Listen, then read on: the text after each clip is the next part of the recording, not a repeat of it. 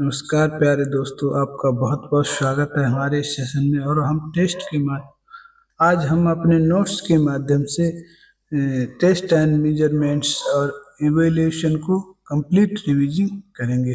तो आइए शुरू करते हैं। देखिए दोस्तों, टेस्ट क्या है? टेस्ट या परीक्षण, टेस्ट को परीक्षण भी कहते हैं।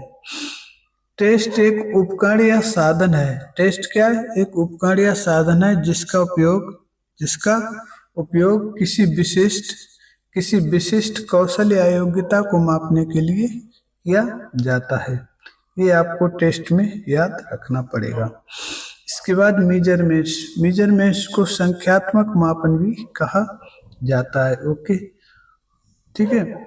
मेजरमेंट्स क्या है? परीक्षण का प्रयोग करके डेटा को एकत्र करने की प्रक्रिया को परीक्षण मापन कहा जाता है। ठीक है।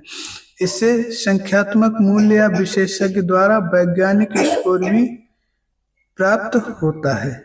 ओके, अब देखते हैं इवेल्यूएशन क्या है, जिसे हम हिंदी में मूल्यांकन कहते हैं। तो मूल्यांकन में निर्णय या आकलन करने के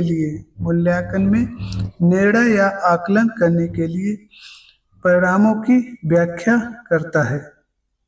मूल्यांकन जो है निर्णय या आकलन करने के लिए परिणामों की व्याख्या करता है। यह परिणामों की तुलना करने की प्रक्रिया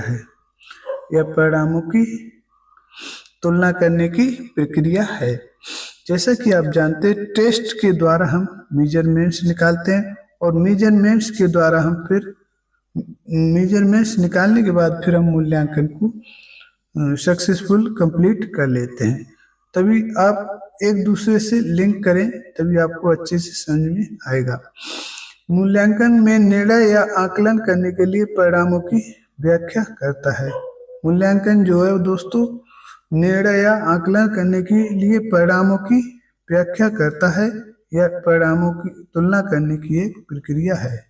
ये क्या है दोस्तों? परिणामों की तुलना करने की एक प्रक्रिया है। अब हम चर्चा कर लेते हैं कि वैलिडिटी क्या है दोस्तों। वैलिडिटी क्या है?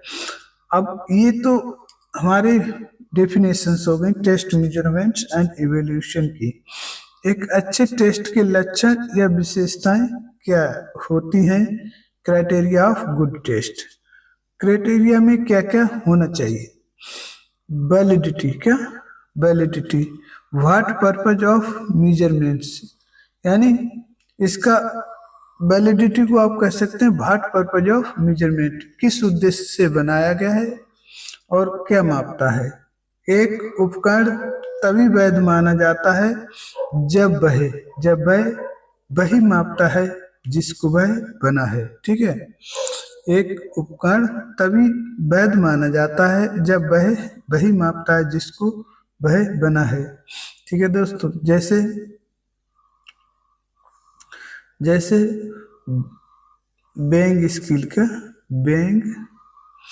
स्केल, यानी जो हमारी मशीन वजन नापने की मशीन है, वो वजन ही नापे और कुछ नहीं बताए तो ये वैलिड है। क्या वैलिड है? अगर ये वजन नापने के साथ साथ मान लीजिए फोटो भी खींचने लगे तो ये इनवैलिड हो जाती है। ऑब्जेक्टिविटी क्या है? ये घटना को जैसा है उसी अनुक्रम में देखना या विश्लेषण करना ऑब्जेक्टिविटी कहलाता है। अगर हम डेफिनेशन की बात करें तो एक ही टेस्ट को कई सारे परीक्षकों द्वारा एक ही ऑब्जेक्ट पर बार बार परीक्षण करने पर समान स्कोर आए। ठीक है दोस्तों, मान लीजिए ये एक ऑब्जेक्ट है। क्या ये एक ऑब्जेक्ट है? ठीक है। और इस पर कई सारे टेस्टर जो हैं अपना टेस्ट लें और सभी के परिणाम एक जैसे आए तो समझ लीजिए वो क्या है? ऑब्जेक्टिव है। क्या ऑब्जेक्टिव है? ओके दोस्तों, जब एक ही टेस्ट, ये ऑब्जेक्ट है जो टेस्ट दे रहा है। ठीक है। एक ही टेस्ट को एक ही टेस्ट को कई सारे परीक्षकों द्वारा एक ही ऑब्जेक्ट पर बार बार परीक्षण करने पर समान स्कोर आए तो ऑब्जेक्टिविटी कहलाता है। ओके दोस्तों, अब हम देख लेते हैं क्या रिलायबिलिटी। रिलायबिलिटी क्या है हमारी?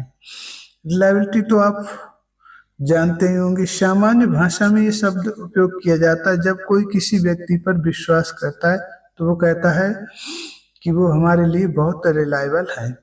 इसी प्रकार रिलायबिलिटी होती है। इसके उपनाम याद रखेंगे आप, कंसिस्टेंसी, ट्रूथवर्दीनेस, कंसिस्टेंसी और इसके साथ साथ रिलायबिलिटी, ये इसके उपनाम है। ओके, इसके बाद हम देख लेते हैं जब कई टेस्ट कई बार प्रयोग करने पर कई परीक्षक एक ही जैसा स्कोर प्राप्त करते हैं तो वह विश्वसनीयता कहलाती है। ठीक है, जब कई टेस्ट कई बार प्रयोग करने पर कई परीक्षक एक ही स्कोर प्राप्त करते हैं तो वह विश्वसनीयता कहलाता है। ठीक है, इसमें दोस्तों एक ही टेस्ट को यूज किया गया था, इसमें कई टेस्ट यूज किए जाएंगे और कई बार प्रयोग किए जाएंगे। ठीक है, और ऑब्जेक्टिविटी में एक ही टेस्ट को कई सारे परीक्षकों द्वारा ऑब्जेक्ट पर बार बार परीक्षण करने पर समान स्कोर आए, और जबकि रिलायबिलिटी में कई टेस्ट कई बार प्रयोग करने पर कई टेस्ट और कई बार प्रयोग और कई परीक्षक एक जैसा स्कोर प्राप्त करें तो वह रिलायबिलिटी या विश्वसनीयता कहलाती है। ओके दोस्तों, अब ये टेस्ट है, इसे कई बार ये देखिए कई बार प्रयोग किया जा रहा है, और कई परीक्षक ये परीक्षक हैं, ये कई परीक्षक दोस्तों इस पर प्रयोग कर रहे हैं। ठीक है, तो ये हमारा एक जैसा स्कोर आ रहा है, सबका समान स्कोर आ रहा है, तो समझ लीजिए आप क्या है, वो रिलायबल है। क्या वो व्यक्ति, वो वस्तु क्या है, रिलायबल है। क्या रिलायबल है। ओके, अब हम देख लेते हैं कि नॉर्म्स क्या है। नॉर्म्स क्या है? लोगों के बड़े अच्छी तरह से परिभाषित समूह को परीक्षण देकर विकसित किए गए परीक्षण परिणामों की तुलना लोगों के अच्छी तरह से परिभाषित समूह को परीक्षण देकर विकसित किए गए परीक्षण परिणामों की तुलना या मानक। ठीक है, नॉर्म्स क्या है दोस्तों? नॉर्म्स है, मान लीजिए आप किसी ग्रुप पर नॉर्म्स लगाएंगे तो कैसे लगाएंगे? लोगों के बड़े अच्छी तरह से परिभाषित समूह को परीक्षण देकर विकसित किए गए परीक्षण परिणामों की तुलना या मानक। ठीक है, ये मानक परिणामों की तुलना मानक कहलाता है। ओके दोस्तों, ये किसी एक व्यक्ति का अंक उनके समूह के लिए सामान्य अंकों की तुलना में वह कैसा है ये दिखाता है। ठीक है, अब मान लीजिए आपने मानक बना दिए। ठीक है, जैसे मान लीजिए आपको 1600 मीटर रेस लगवानी है, तो उसमें व्यक्ति जो 1600 निकाल पा रहा है, जो 1600 टाइम से निकाल पा रहा है, तो समझ लिए उसका मानक सही है। और इसके बाद अब वो मानक में आ रहा है, जो नहीं निकाल पा रहा है वो बाहर हो रहा है। ओके दोस्तों, इस प्रकार मानक जो है कंप्लीट हो जाता है। ओके, इसको आप ध्यान रखेंगे। ये किसी व्यक्ति का अंक उनके समूह के लिए सामान्य अंकों की तुलना में वे कैसा है ये बता देता है। मान लीजिए जो सही टाइम करेक्ट टाइम पर निकाला है वो ओके है, और बाकी जो ग्रुप जो निकाला है उसमें कौन जो है सही समय पर निकाल पा रहा है, ये उसके लिए तुलना करने में मदद करता है। ठीक है, और जो नहीं निकाल पा रहे हैं उनके लिए उनका भी जो है मानक अलग निर्धारित कर दिया जाता है। ठीक है, मापन एवं मूल्यांकन के उद्देश्य सबसे पहले उद्देश्य सबसे पहले आपको तय करना पड़ेगा। जब भी आप मापन या मूल्यांकन करेंगे तो उस समय आपको सबसे पहले उद्देश्य को तय करना पड़ेगा। अब फिर इसके बाद क्या बनाना या क्या यह समझना है, इस चीज को आपको पता होना चाहिए। अब ऐसा थोड़ी ना आप खड़े हो गए, आपको टेस्ट वो मेजरमेंट टेस्ट करना है और आपको कुछ पता ही नहीं है। कैसे करेंगे उसकी योजना बनाएं, यानी किस प्रकार करेंगे, रनिंग इवेंट्स कराएंगे, जंपिंग कराएंगे। जानकारी इकट्ठा करना, पहले जानकारी इकट्ठा करो कि ये टेस्ट कैसे होता है, कहाँ करना है। मूल्यांकन को अलग अलग तरीकों से देखना, यानी जो आप इवोल्यूशन निकालेंगे उसको आप क्या करेंगे, अलग अलग तरीके से उसे चेक करेंगे, देखेंगे। ओके दोस्तों, वैज्ञानिक मूल्यांकन की सुधार, यानी जो हमारे साइंटिफिक इवोल्यूशन है उसमें सुधार होने की गुंजाइश होनी चाहिए। ओके ठीक है दोस्तों। व्यक्ति परक माप, यानी सब्जेक्टिविटी, क्या स्वयं द्वारा विश्लेषण और निरीक्षण का समर्थन करें और योग्य व्यक्ति द्वारा निरीक्षण व प्रयोग करें। योग्य व्यक्ति द्वारा ही जो आप निरीक्षण कर रहे हैं उसका प्रयोग करें। ठीक है। टेस्ट व उनकी माप, टेस्ट व उनके माप। एंथ्रोपोमेट्री, एंथ्रोपोमेट्री ये टेस्ट हैं दोस्तों, और उनको किस विधि द्वारा मापा जाता है ये आपको इसमें समझने को मिलेगा। ठीक है। एंथ्रोपोमेट्री यह एक वैज्ञानिक तकनीक है जिसके द्वारा मानव शरीर और उसके भागों को मापा जाता है। एंथ्रोपोमेट्री एक रॉड होती है दोस्तों, जो क्या कहती है, जिसके द्वारा मानव शरीर और उसके भागों को मापा जाता है। ओके दोस्तों। अब काइनेथ्रोपोमेट्री, काइनेथ्रोपोमेट्री क्या, यह एक एंथ्रोपोमेट्री का हिस्सा है। ये एंथ्रोपोमेट्री का हिस्सा, इससे शरीर और शरीर के अंगों की माप के रूप में परिभाषित किया जाता है। ओके दोस्तों, जो बॉडी काइनेमेटिक्स और काइनेटिक्स से संबंधित है। ठीक है। जो बॉडी काइनेमेटिक्स जहां आ जाएगा दोस्तों वहां गति की बात होगी, गति, और काइनेटिक्स आ जाएगा वहां बल का विश्लेषण होगा। ओके दोस्तों। अब हम देखते हैं कंकालीय मापन। कंकालीय मापन में एंथ्रोपोमेट्री कौन कौन सी एंथ्रोपोमेट्री यूज की जाती है। ठीक है। कंकालीय मापन, बाइक्रोमियल डायमीटर। बाइक्रोमियल डायमीटर दोस्तों कंधों की चौड़ाई को मापता है। अब इसे याद रखेंगे, आप किसी को हाथ उठाकर बाय करते हैं तो उसी हिसाब से आप याद रखेंगे बाय करो। ठीक है। बाइक्रोमियल, ठीक है, मिले हुए आदमी को बाय करो तो उससे आप याद रखेंगे कंधे उचक जाते हैं और हम बाय करते हैं।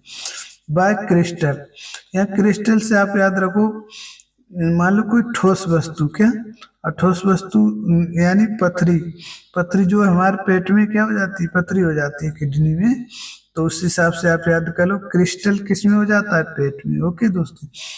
बाय विट्रोसेंट्रिक, चेंट्रिक से याद रखो आप चांटा, क्या, चेंट्रिक से आप याद रखो कि चांटा मार रहे हैं आप, क्या, एक मिनट।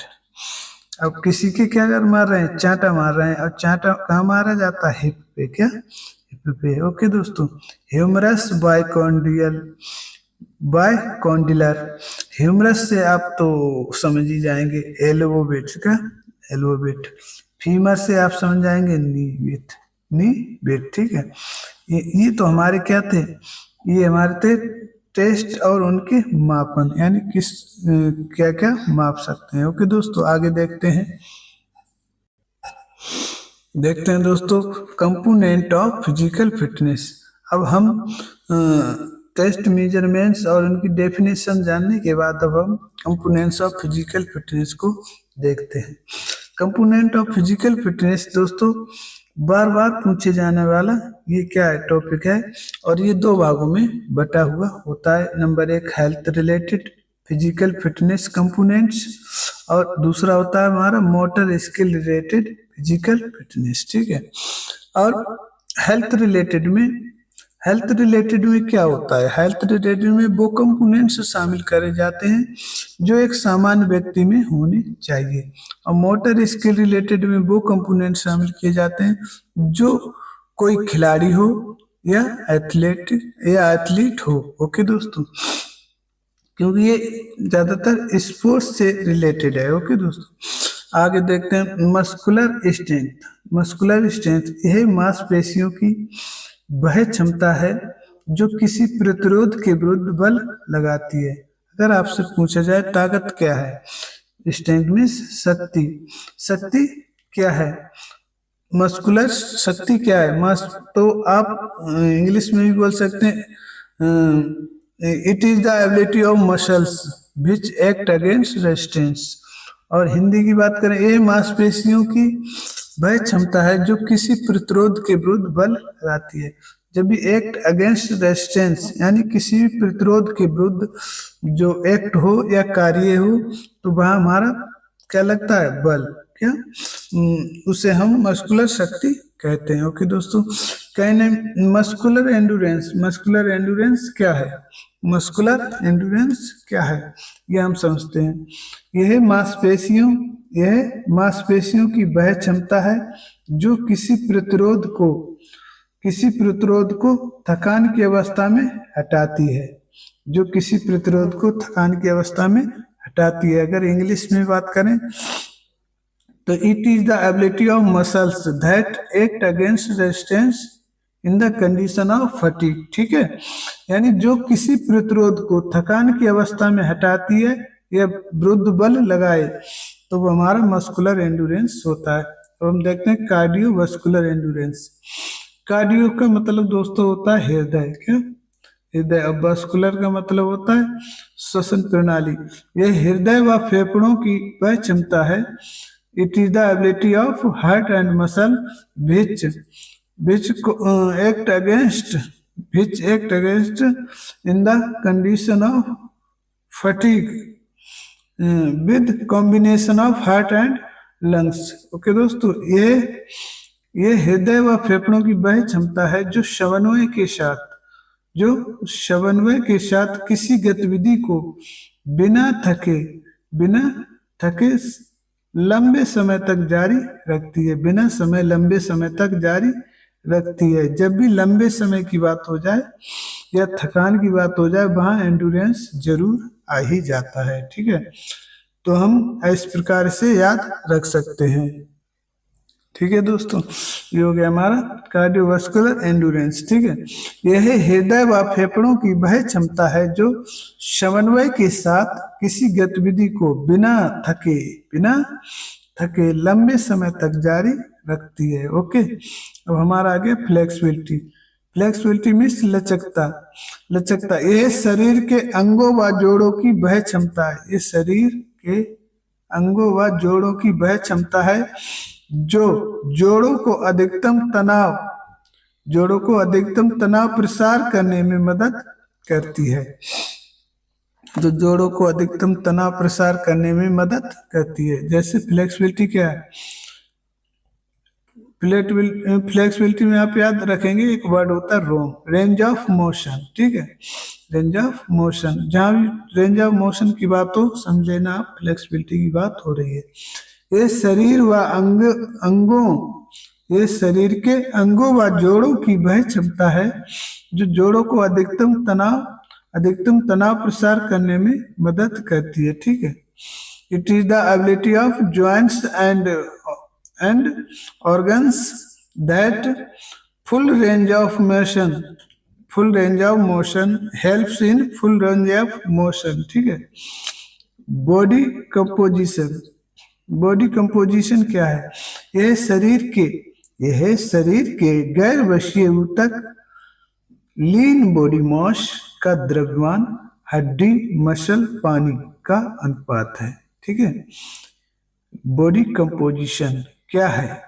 यह शरीर के गैर वशीय ऊतक में यानी लीन बॉडी मास वो बॉडी मास होता है जिसमें वसा के ऊतकों को हटाकर किसी शरीर का मेजरमेंट्स करना का द्रव्यमान। लीन बॉडी मास का द्रव्यमान जिसमें हड्डी, मसल और पानी शामिल होते हैं, सिर्फ का अनुपात है। यहाँ वसा शामिल नहीं होता है। यानी यह शरीर के गैर वशीय ऊतक का द्रव्यमान, गैर वशीय ऊतक का द्रव्यमान का अनुपात है, द्रव्यमान का अनुपात है। ठीक है, इसके बाद हम देखते हैं दोस्तों क्या, motor skill related components. Okay, motor skill related components की अगर हम बात करें दोस्तों, मोटर स्किल रिलेटेड कंपोनेंट्स की अगर हम बात करें तो इसको याद रखने की एक ट्रिक है, एसपी अब रिकॉर्ड तोड़ो, एसपी अब रिकॉर्ड तोड़ो। ओके दोस्तों, या दूसरी ट्रिक आप याद रख सकते हैं, बीसी पारस, क्या, बीसी पारस। ठीक है, इससे भी आप आराम से याद रख सकते हैं। ओके, अब देखते हैं गति। यह क्षमता किसी कार्य को न्यूनतम समय में करने की क्षमता है। गति क्या है? गति को हम फिजियोलॉजी बायोमैकेनिक्स के हिसाब से देखें तो it is the ability of, ठीक है, गति क्या है? यह क्षमता किसी कार्य को न्यूनतम समय में करने की क्षमता है। ठीक है, यानी covered maximum distance in minimum time. ठीक है, ये तो हमारी इंग्लिश में हो गई। अब गति हिंदी में आप समझ गए होंगे, किसी कार्य को कम से कम समय में करने की क्षमता को गति कहते हैं। इतनी प्रकार से आप इसे डिफाइन कर सकते हैं। और इंग्लिश में covered maximum distance in minimum time, यानी कम से कम समय में अधिकतम दूरी को तय करना भी गति कहलाता है। ठीक है, अब देखिए पावर शक्ति, यानी पावर या शक्ति क्या है? कम से कम समय में एक ही संकुचन में अधिकतम ताकत का उपयोग करना पावर कहलाता है।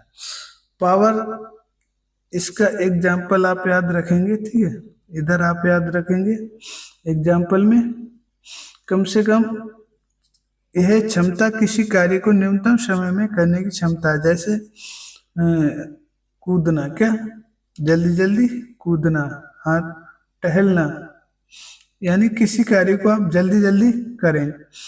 ठीक है, या 100 मीटर की रेस, 100 मीटर की रेस। ओके दोस्तों, इसके साथ पावर में आप याद रखेंगे वेट लिफ्टिंग। क्या, पावर में आप याद रखें वेट लिफ्टिंग। वेट लिफ्टिंग कैसे किया जाता है? जब व्यक्ति एक ही सांस में एकदम धड़ाके से ऊपर तक उठा ले जाता है। इस प्रकार शक्ति को हम डिफाइन कर सकते हैं, कम से कम समय में एक ही संकुचन। जब भी सिंगल कंट्रैक्शन आ जाए तो समझ लेना वह पावर की बात हो रही है। ओके, कम से कम समय में एक ही संकुचन में अधिकतम ताकत का प्रयोग करना क्या कहलाता है? पावर कहलाता है। ओके दोस्तों, it is the ability which act against resistance in a singular contraction used maximum force। Okay दोस्तों, एजिलिटी यानी चपलता, एजिलिटी यानी चपलता, यह कम से कम समय में शरीर की दिशा व दशा बदलने की क्षमता होती है। एजिलिटी क्या है? कम से कम समय में शरीर की दिशा और दशा दोनों बदलने की क्षमता होती है। It is the ability of muscles and man which change condition and direction in minimum possible time। ठीक है, यह किसी व्यक्ति की वह क्षमता होती है जो कम से कम समय में अपनी दिशा और दशा को चेंज कर सकता है या बदल सकता है। ठीक है, अब इसमें आप याद, इसका एग्जाम्पल हो गया जिग जैग रन। क्या, zig zag run. Zig zag run करने पर हमारी एजिलिटी होती है वो मापी जा सकती है। बैलेंस, क्या, बैलेंस संतुलन। ठीक है, स्थिर या गतिशील अवस्था में शरीर का संतुलन बनाए रखने की क्षमता क्या होती है? बैलेंस होती है। ठीक है, अब इधर आपको दोनों चीजें याद रखनी है, अब खाली स्थिर में ही बैलेंस नहीं माना जाएगा, डायनेमिक में भी यानी गति करते समय भी आप बैलेंस बना लें। ये दो स्थिर या गतिशील अवस्था में शरीर का संतुलन बनाए रखने की योग्यता जब किसी के अंदर होती है तो उसे हम संतुलन कहते हैं। ठीक है, अब ये कहाँ यूज होता है दोस्तों? ये होता है हमारा जैसे बैलेंसिंग बीम, बैलेंसिंग जो हमारी जिम्नास्टिक में बैलेंसिंग बीम कोई भी इस करता है कौन एथलीट, तो बैलेंसिंग बीम। ओके दोस्तों, बैलेंसिंग बीम, ठीक है, बैलेंसिंग बीम, ठीक है। इसके बाद हम देखते हैं रिएक्शन। क्या रिएक्शन? सामान्य भाषा भी हम कहते हैं कि उसका रिएक्शन अच्छा नहीं है, ऐसी चर्चा करते रहते हैं, तो उसी से ही आप समझ लीजिए कि रिएक्शन क्या होता है। ठीक है, रिएक्शन क्या होता है, एक मिनट। अब देखिए दोस्तों, रिएक्शन क्या, कम से कम समय में किसी संकेत या ध्वनि के प्रति प्रतिक्रिया करना, किसी संकेत या ध्वनि के प्रति प्रतिक्रिया करना क्या कहलाता है दोस्तों? ये हमारा रिएक्शन कहलाता है। ओके दोस्तों, देखिए रिएक्शन अगर हम इंग्लिश में बात करें तो act against any signal and sound in minimum time. ठीक है, यानी कम से कम समय किसी संकेत या ध्वनि के प्रति प्रतिक्रिया करना क्या कहलाता है? एजिलिटी, सॉरी दोस्तों, रिएक्शन कहलाता है। किसी संकेत या ध्वनि के प्रति प्रतिक्रिया करना हमारा रिएक्शन पावर कहलाती है। ये दो प्रकार का होता है, ये दो प्रकार का होता है। एक होता है सिंपल रिएक्शन, सिंपल रिएक्शन, और एक होता है कम्प्लेक्स का, कम्प्लेक्स, कम्प्लेक्स। ओके दोस्तों, सिंपल में क्या होता है, यहाँ ये प्री प्लान्ड होता है, यहाँ आपको पहले से ही पता होगा कि क्या गन शूट होगा या विसिल बजाई जाएगी। और कम्प्लेक्स नॉट प्री प्लान, यानी कहीं पर भी आपको, मान लीजिए आप दौड़ रहे हैं और कहीं पर भी गड्ढा हो सकता है, कहीं पर भी आपको सीटी बजाकर मोड़ने के लिए बोला जा सकता है, ये नॉट प्री प्लान होती है। ठीक है, इसको कम्प्लेक्स रिएक्शन कहा जाता है। अब देखते हैं कोऑर्डिनेशन। क्या कोऑर्डिनेशन? यानी समन्वय। ये शरीर के सभी अंगों, ये शरीर के सभी अंगों के बीच तालमेल बनाने की योग्यता है। इस शरीर के सभी अंगों के बीच तालमेल बना लेने की क्या है? योग्यता है। ठीक है, ठीक है दोस्तों, जैसे इसमें अगर आप देखेंगे तो इसमें आ जाएगा तुम्हारा जो हमारा जिम्नास्टिक में होता है, क्या संगीत के साथ, क्या संगीत के साथ जो जिम्नास्टिक होती है जिसे हम कहते हैं रिदमिक, क्या रिदमिक जिम्नास्टिक। ये रिदमिक जिम्नास्टिक का, रिदमिक जिम्नास्टिक जो है इसका बेस्ट उदाहरण है। रिदमिक जिम्नास्टिक क्या है इसका दोस्तों? बेस्ट उदाहरण है। ठीक है दोस्तों, उम्मीद करते हैं आपको ये समझ में आ रहा होगा। आइए दोस्तों देखते हैं, अब देखते हैं हेल्थ रिलेटेड फिटनेस मेजरमेंट्स, यानी हेल्थ को मापने के कौन से फिटनेस मेजरमेंट्स होते हैं, ये भी समझ लेते हैं दोस्तों। देखिए सर्वप्रथम हमारा होता है बॉडी वेट। क्या बॉडी वेट? बॉडी वेट को कौन नापता है? वेइंग मशीन, जिससे हम वजन तोलते हैं, यानी वजन की मशीन। स्टैंडिंग हाइट को कौन मापता है दोस्तों? स्टेडियोमीटर। क्या स्टेडियोमीटर। और इसके बाद सिटिंग हाइट को कौन मापता है? Anthropometry rod, anthropometry rod. और ब्लड शुगर को कौन मापता है? ग्लूकोमीटर। हार्ट बीट को कौन मापता है? स्टेथोस्कोप। स्टेथोस्कोप आप जानते ही होंगे, ऐसे एक डिब्बा, छोटी सी डिब्बी होती है, और ऐसे क्या करता है जो है डॉक्टर अपने कान में लगा लेता है। ओके बोन लेंथ, यानी किसी भी हड्डी की लंबाई को बोन कैलिपर नापता है। स्ट्रेंथ, स्ट्रेंथ क्या, स्ट्रेंथ को कौन मापता है? डायनोमीटर मापता है। इसके साथ साथ ही हाथों की पकड़ को, हाथों की पकड़ को मोनू मोनोमीटर मापता है। ओके दोस्तों, मोनोमीटर मापता है। ओके ठीक है, मोनोमीटर मापता है, मोनोमीटर मापता है। ठीक है, एक मिनट, अब हम देखते हैं। ठीक है, इसके बाद मस्कुलर स्ट्रेंथ। क्या मस्कुलर स्ट्रेंथ? यानी मांसपेशियों की ताकत, मांसपेशियों की शक्ति को कौन मापता है? मांसपेशियों की शक्ति को कौन मापता है दोस्तों?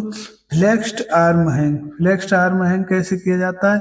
अब मान लो कोई व्यक्ति है, कोई व्यक्ति है दोस्तों, देखिए फ्लेक्स्ड, ऐसे फ्लेक्स्ड अपने, ये मान लीजिए उसका सिर है और ये फ्लेक्स्ड यानी अपने हाथों को मोड़े हुए लटका रहेगा, ठीक है। बेंट नी सिटअप, बेंट नी सिटअप कैसे किया जाता है दोस्तों? ये ऑब्जेक्ट है और ये अपने पैरों को ऐसे बेंट यानी अपने पैरों को ऐसे मोड़ लेगा और ये रहा उसका धड़ और ये रहा उसका हेड। फिर क्या करेगा? सिटअप्स लगाएगा। ओके दोस्तों, क्या सिटअप्स लगाएगा? चिनअप्स, चिनअप्स में दोस्तों ये भी लटक के की जाती है और इसमें व्यक्ति को आर्म को फ्लेक्स नहीं करना है और इसे क्या करना है? ऊपर तक खींच कर ले जाना है। कार्डियोवास्कुलर एंडुरेंस, कार्डियोवास्कुलर एंडुरेंस को मापने के लिए कौन कौन से टेस्ट यूज किए जाते हैं? आइए हम समझ लेते हैं। सर पे तो हम इसके टेस्टों की चर्चा करेंगे। एक होता है अस्टेंड ट्रेडमिल टेस्ट, अस्टेंड ट्रेडमिल टेस्ट। इसके बाद कौन कौनी टेस्ट, हार्वेस्ट। इसके बाद हमारा सबसे ज्यादा पूछा जाने वाला हार्वर्ड स्टेप टेस्ट। कब बनाया दोस्तों? 1937 में। और किसने बनाया? ल्यूसन ब्रूहा ने। किसने? ल्यूसन ब्रूहा ने। ओके, इसके बाद हम बात करते हैं Tuttle pulse ratio test. Tuttle pulse ratio कब बना दोस्तों? 1930 में। किसने बनाया? टटल भाइयों ने, WC टटल और RC टटल ने। ओके दोस्तों, ठीक है। इसके बाद Queens College, Queens College test, ये भी हमारा किसको मापता है? कार्डियोवास्कुलर एंडुरेंस को नापता है और इसको भी किसने बनाया? मैक अर्डली ने। किसने? मैक अर्डली ने इसे बनाया और कब बनाया? 1992 में, ठीक है। Cross wire step test. इसके बाद कूपर टेस्ट, क्या? कूपर टेस्ट, ठीक है। और 1.5 माइल जो है रन एंड वॉक, ठीक है। 1.5 mile run and walk test, ठीक है। अब इनकी हम आपको ट्रिक भी बता देते हैं। हार्वर्ड कूपर टाइट होकर, हार्वर्ड कूपर टाइट होकर क्वींस कॉलेज में मल्टी कोर्स करने गए। हार्वर्ड कूपर टाइट होकर क्वींस कॉलेज में मल्टी कोर्स करने गए। हार्वर्ड से आप ध्यान रखें, हार्वर्ड स्टेप टेस्ट, कूपर से कूपर टेस्ट, टाइट से Tuttle pulse ratio test, Queens से क्वींस कॉलेज टेस्ट और मल्टी कोर्स से आप याद रख लेंगे कौन सा? क्रॉस वायर और अस्टेंड, ठीक है। अब फ्लेक्सिबिलिटी, क्या? फ्लेक्सिबिलिटी को कौन कौन से टेस्ट मापते हैं? फ्लेक्सिबिलिटी क्या होती है? It is the ability of any joints and ligament that exert body part full range of motion। Okay दोस्तों, फ्लेक्सिबिलिटी क्या है?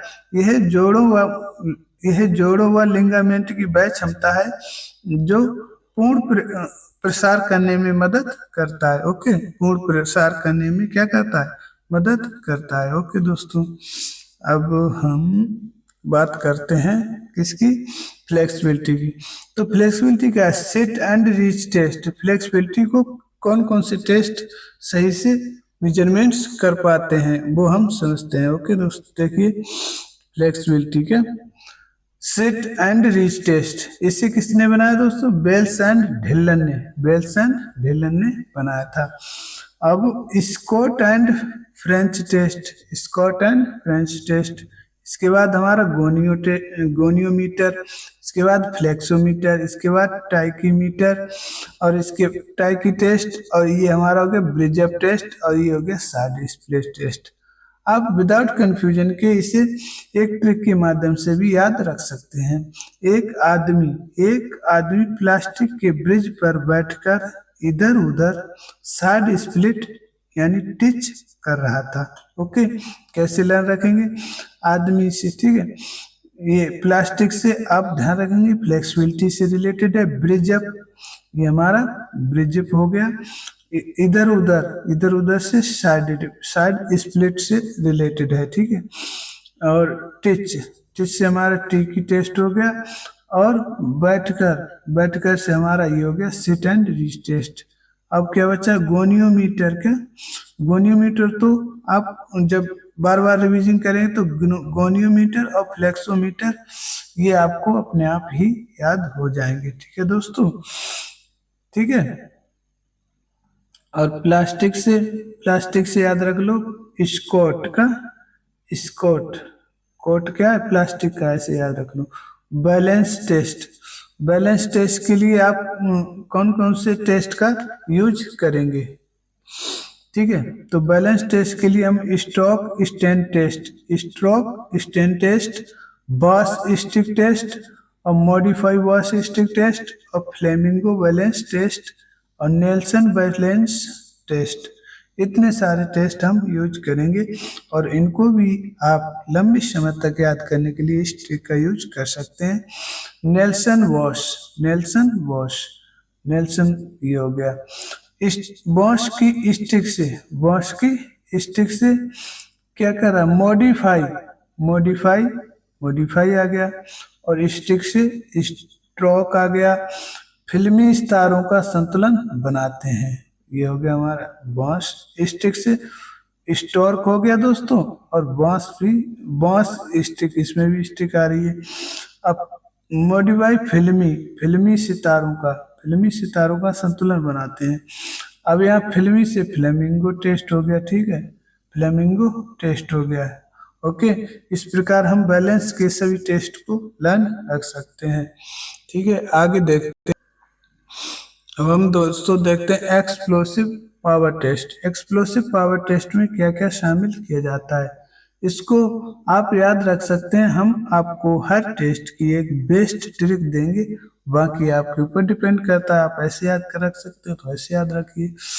मैम सब एसएमएस एक्सप्लोजिव करो, क्या मैम सब एसएमएस क्या करो, एक्सप्लोसिव कर दो, ठीक है। स्टैंडिंग ब्रॉड टेस्ट कैसे होता है दोस्तों, ये दीवार है और इस पर यहाँ पर चूना लगा दिया जाता है और व्यक्ति को ऐसे अपने हाथ उठाकर ऐसे अधिकतम ऊंचाई को क्या करना होता है, अधिकतम ऊंचाई को छूना होता है, ओके दोस्तों।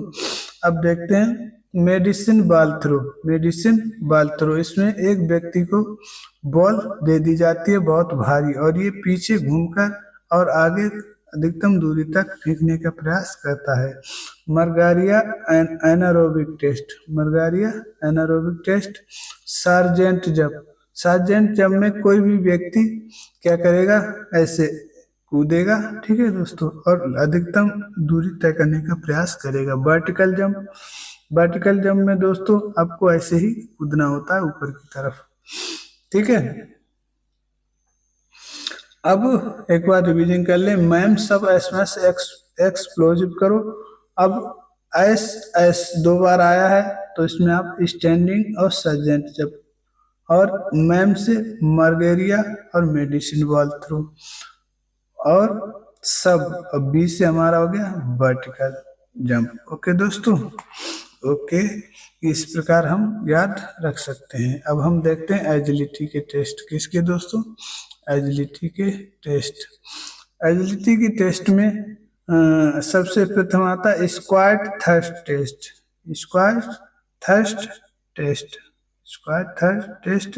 इसके बाद हमारा आता है शटल रन, इसके बाद हमारा आता है ऑब्स्टेकल रन, इसके बाद डोजिंग रन टेस्ट, इसके बाद है सीमो एजिलिटी टेस्ट, इसके बाद राइट बूमरंग टेस्ट। अब इनको हम एक ट्रिक के माध्यम से भी याद रख सकते हैं। स्क्वाट थर्स्ट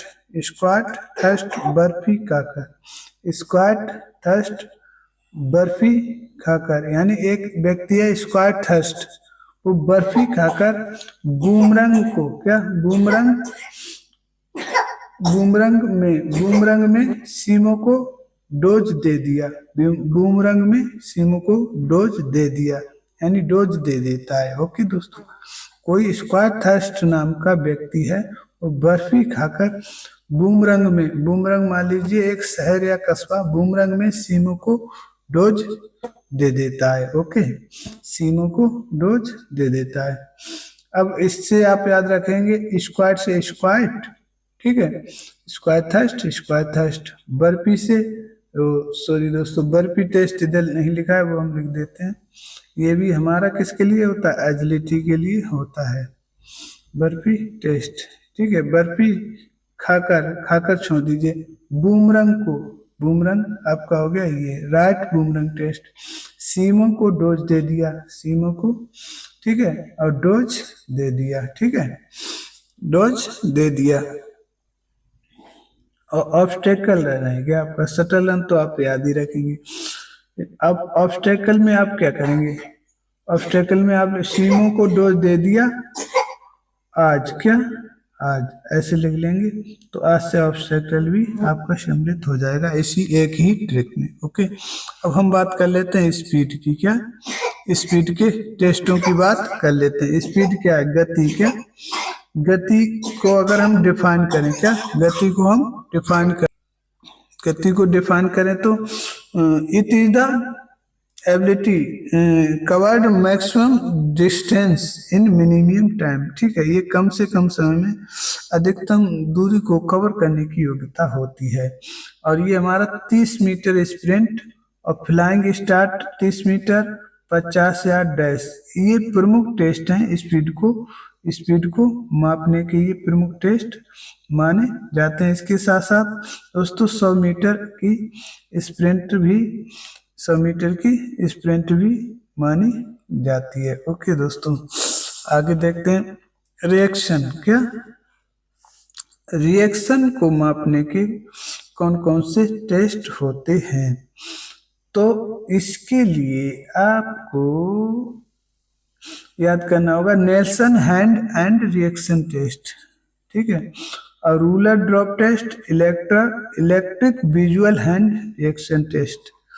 अब इधर रिएक्शन से आप ध्यान रखें कि हम कितनी कम से कम समय में किसी भी जो संकेत है, ध्वनि है, उसके प्रति हम कितनी जल्दी अपना रिस्पॉन्स दे पा रहे हैं, ठीक है, यानी रिएक्शन, क्या रिएक्शन में आपको दो चीजें विशेष रूप से ध्यान रखनी है। सर्वप्रथम साउंड, क्या किसी साउंड या किसी संकेत, साउंड या हिंट्स, क्या ओके दोस्तों, इसके अकॉर्डिंग हम कितनी जल्दी रिस्पॉन्स कर पा रहे हैं, ये हमारी रिएक्शन पावर होती है। ओके, अब इसको याद रखेंगे आप, नेल्सन इलेक्ट्रिक रूलर वाले, नेल्सन जो भैया हैं वो इलेक्ट्रिक रूलर बेचते हैं। ओके दोस्तों, तो नेल्सन हैंड रिएक्शन हो गया, और रूलर से रूलर ड्रॉप टेस्ट हो गया, electric visual hand reaction test हो गया। अब ये टेस्ट कैसे होते हैं, Nelson hand and reaction test, इसमें किसी व्यक्ति को एक टेबल पर वो रख दिया जाता है और गिनती जैसे टाइमर चला दिया जाता है। इसमें व्यक्ति को जिग-जैग करके अपने हाथों को ऐसे ऐसे बटन दबाना होता है। रूलर ड्रॉप टेस्ट क्या होता है, इसमें कोई व्यक्ति एक रूलर यानी एक जो हमारा पैमाना है उसे छोड़ेगा, और वो व्यक्ति कितनी जल्दी उसे कवर कर लेता है। मान लो एकदम छोड़ा और उसने शुरू में ही पकड़ लिया, तो उसका रिएक्शन पावर कैसा है, बहुत बेस्ट है। इलेक्ट्रिक विजुअल हैंड टेस्ट, ठीक है, इलेक्ट्रिक विजुअल हैंड टेस्ट में इसमें क्या होता है, आदमी दौड़ कर जाएगा और बटन को दबा के पुनः वापस आएगा, प्रयास करेगा। Coordination test, coordination test, coordination में आपको दोस्तों ध्यान रखना है हृदय और प्लस फेफड़ा, क्या हृदय प्लस, सॉरी दोस्तों, हृदय फेफड़ा नहीं, यहाँ आपको ध्यान रखना है किसका, हैंड एंड मसल, क्या आई हो सकता है इसमें, हैंड हो सकता है, और इनका मसल के साथ कोऑर्डिनेशन बनाना, ठीक है मसल के साथ कोऑर्डिनेशन बनाना। ओके दोस्तों, कोऑर्डिनेशन टेस्ट इसमें आपका शामिल होता है स्क्वाट ऑब्स्टेकल रन, आई हैंड कोऑर्डिनेशन टेस्ट, ठीक है, आई हैंड कोऑर्डिनेशन टेस्ट, ये हमारे टेस्ट हो गए दोस्तों। अब हम बात करेंगे किसकी, अब हम बात करेंगे बॉडी कंपोजिशन के टेस्टों की बारे में बात करेंगे, ठीक है। तो आइए शुरू करते हैं कि बॉडी कंपोजिशन टेस्ट कौन कौन से होते हैं। बॉडी कंपोजिशन टेस्ट, ठीक है, यानी हमारी बॉडी का कंपोजिशन कैसा है, कंपोजिशन कैसा है, ये हमारे बॉडी कंपोजिशन टेस्ट जो है इस बात को दर्शाते हैं। ओके, तो आइए देखते हैं। सर्वप्रथम हमारा होता है बॉडी मास इंडेक्स, बीएमआई। क्या? बीएमआई, जिसका मतलब होता है बॉडी मास इंडेक्स। इसे क्विटलेट इंडेक्स भी कहते हैं, इसे क्विटलेट इंडेक्स भी कहते हैं, क्योंकि बीएमआई जो है वजन और ऊंचाई के आधार पर, वजन यानी आपका वजन कितना और उसके अकॉर्डिंग लंबाई कितनी है के आधार पर शरीर की संरचना को मापने के लिए उपयोग किया जाता है। वजन, बीएमआई जो है वजन और ऊंचाई के आधार पर शरीर की संरचना को मापने के लिए उपयोग किया जाता है। बीएमआई वजन और ऊंचाई के आधार पर, वजन और ऊंचाई के आधार पर शरीर की संरचना को मापने के लिए उपयोग किया जाता है। एक बार और रिवीजन करिए। बीएमआई, बीएमआई वजन और ऊंचाई के आधार पर शरीर की संरचना को मापने के लिए उपयोग किया जाता है। ओके दोस्तों, अब हम आगे बात करते हैं बीएमआई का सूत्र। बीएमआई का सूत्र किलोग्राम में, किलोग्राम में, ठीक है, बैट और मीटर में हाइट, यानी बीएमआई का जो सूत्र होता है वो बैट इन केजी और हाइट इन मीटर स्क्वायर होता है। Weight in KG and height in metre square होता है।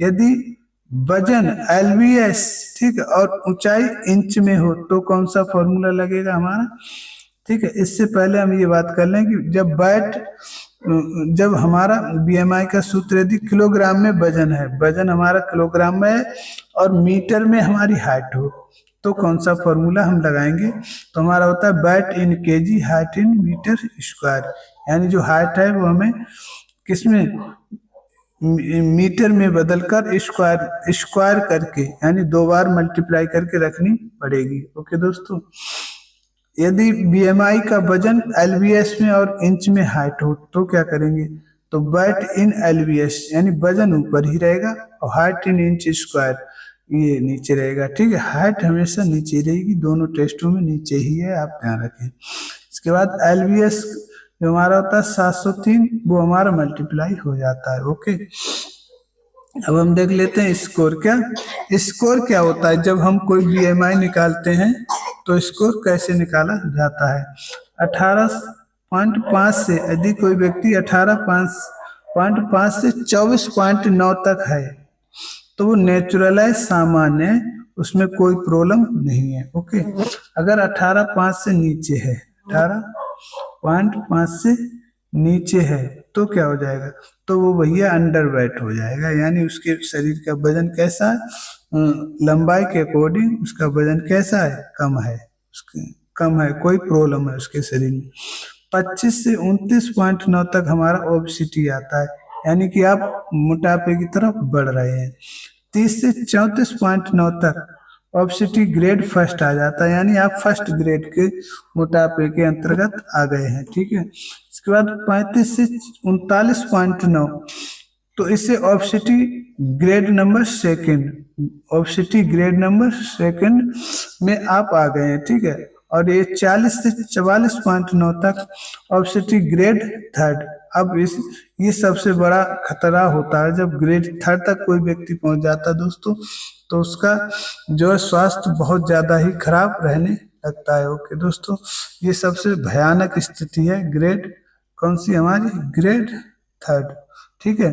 अब हम देख लेते हैं स्किन फोल्ड कैलिपर। ये हमारे क्या है, ये दोस्तों हमारे क्या है, ये सभी हमारे क्या है, बॉडी मास इंडेक्स को मापने की ही विधि है। और ये कई बार, इसका तो भैया कई हजारों बार पूछा गया है, और ये भी हजारों बार पूछा गया, और ये अभी एग्जाम में पूछा गया था, ठीक है। इसके बाद skin fold caliper. Skin fold caliper, skin fold caliper, skin का मतलब त्वचा और फोल्ड में फोल्ड कर ले और कैलिपर में मापने वाला। इसका उपयोग स्किन फोल्ड की मोटाई, इसका उपयोग स्किन फोल्ड की मोटाई का, स्किन फोल्ड कैलिपर का उपयोग जो है दोस्तों स्किन की मोटाई का आकलन करने के लिए किया जाता है ताकि शरीर में वसा की कुल मात्रा और पूर्व अनुमान लगाया जा सके। यानी आपके शरीर में कितनी वसा है। तो आइए दोस्तों आगे देखते हैं क्या होता है। स्किन फोल्ड कैलिपर जो है हमारा, इसका उपयोग स्किन फोल्ड की मोटाई का आकलन करने के लिए किया जाता है। स्किन की जो फोल्ड स्किन को फोल्ड करके जो मोटाई होती है उसको मापने के लिए किया जाता है ताकि शरीर में वसा की कुल मात्रा का पूर्वानुमान लगाया जा सके। ठीक है, शरीर की संरचना को मापने की, देखिए दोस्तों क्या होता है, शरीर की संरचना मापने की साइटें कौन कौन सी होती हैं। बाइसेप्स यानी जो हमारा अपर हैंड होता है, हाथ होता है, इसके ऊपर जो हिस्सा होता है बाइसेप्स। ठीक है, इसके बाद ट्राइसेप्स। बाइसेप्स से और ट्राइसेप्स से नाप सकते हैं। सब स्केपुलरी से क्या, जो हमारा स्केपुला होता है उसके जो नीचे जो हमारा सब स्केपुलरी है यहाँ से माप ले सकते हैं। इसके बाद हम थाई जांग से ले सकते हैं। सुप्रा इलियक से ले सकते हैं। ठीक है, जो हमारा पेट के ऊपर जो बैली होती है यहाँ से। ठीक है, और मिड एक्सिलरी से ले सकते हैं। और काफ स्किन फोल्ड यानी जो काफ जानते हैं आप, काफ मसल जो होती है वहां से स्किन फोल्ड विड्थ यानी वहां से क्या कर सकते हैं, माप ले सकते हैं। ये साइटें होती हैं जहां से क्या होता है, स्किन फोल्ड कैसे द्वारा माप लिया जाता है। इसमें होता क्या दोस्तों, इसमें होता क्या है, इसमें जो है स्किन फोल्ड कैलिपर से क्या होता है, आपके शरीर के अंदर जो वसा होता है यानी जो त्वचा के नीचे जो वसा के क्यूटेंस पल रहे हैं, एडिपोज टिश्यू पल रहे हैं, उनको क्या किया जाता है, देखा जाता है कि आपकी त्वचा में कितने प्रतिशत वसा का स्टोर हो रहा है। ठीक है, हाइड्रोस्टेटिक बेइंग स्केल, क्या हाइड्रोस्टेटिक बेइंग स्केल, ये भी एक विधि है दोस्तों वसा को मापने की। यानी आप इसमें क्या करेंगे, ये शरीर की रचना विश्लेषण है और यह जीवित व्यक्ति के शरीर के घनत्व को मापने के लिए तकनीक है। इसमें दोस्तों शरीर का आपका कितना घनत्व हो चुका है वर्तमान में, ये मापने की ये बेस्ट तकनीक है। ये आर्किमिडीज के सिद्धांत, ये क्या करती है, ये आर्किमिडीज के सिद्धांत का सीधा अनुप्रयोग है। ये कैसा, यह आर्किमिडीज के सिद्धांत, ठीक है दोस्तों, यह आर्किमिडीज सिद्धांत का एक सीधा अनुप्रयोग है जो किसी वस्तु के में पानी में अपनी मात्रा को क्या करता है, विस्थापित करता है। अब कोई व्यक्ति है, अब मान लीजिए आप एक गिलास ले लीजिए, व्यक्ति छोड़िए, और उसमें एक नींबू डाल दीजिए, तो नींबू का जितना क्या होगा, जितना उसका वो होगा, क्या होगा दोस्तों, नींबू का जितना घनत्व होगा दोस्तों उतना पानी इसमें से बाहर निकल जाता है। ठीक है, यानी उसमें कितना उसका घनत्व उतना पानी बाहर निकल जाता है। इसी प्रकार कोई व्यक्ति किसी टब में बैठाया जाता है और उसको एक लेवल यानी पूरे ऊपर तक लेवल से भर दिया जाता है, और वो जब व्यक्ति उसमें बैठता है तो उसकी घनत्व के बराबर पानी जो है बाहर निकल आता है। उम्मीद करते हैं ये आप समझ गए होंगे। ठीक है, अब नेक्स्ट वीडियो में दोस्तों हम बचा हुआ टेस्ट मेजरमेंट का पार्ट जो है कवर करेंगे। उम्मीद करते हैं आपको ये सेशन अच्छा लगा होगा। अगर अच्छा लगता है तो आप चैनल को सब्सक्राइब, वीडियो को लाइक जरूर करें। जय हिंद, जय भारत।